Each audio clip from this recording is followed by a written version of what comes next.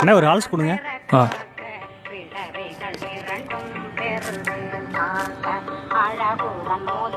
அண்ணா 1/4 litre பால் packet கொடுங்க.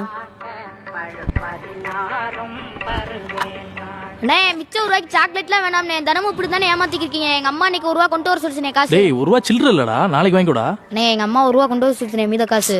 நாளைக்கு வாங்கிக்க, கிளம்பு.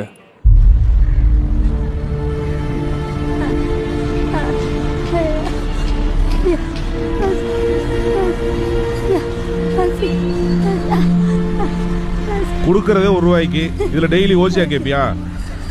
போ காசு கொண்டு வா, போ போ பிச்சை எடுத்து கொண்டு வா, போ. எங்க போகணும்? மாடுதவணி.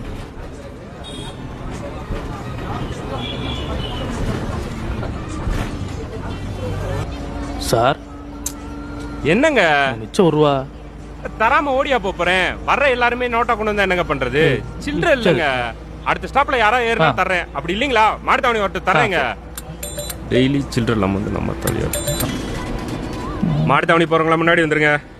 கடைசி அவரோட கேட்டு பார்ப்போம்.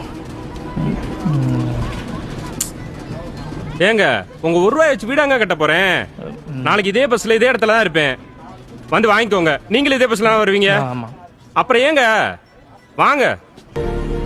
போதுண்ணே போதுண்ணே.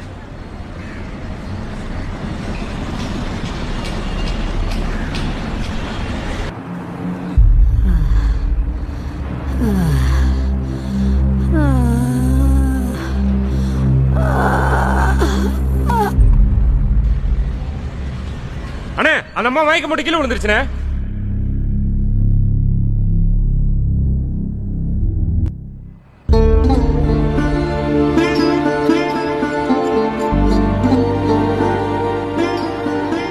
ஏங்க அந்த அம்மாவுக்கு நெத்திக்காசு 1 ரூபா வைங்க.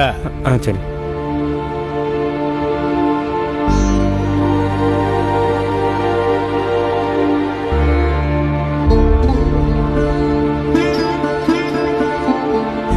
போம்மா பிச்சை எடுத்துட்டு வாமா, போய் பிச்சை எடுப்போ. 1 ரூபா கொண்டு வா, போய் பிச்சை எடுத்துட்டு வா. சரி சரி, நீங்கள் போங்க, நான் பார்த்துக்கிறேன். ம்.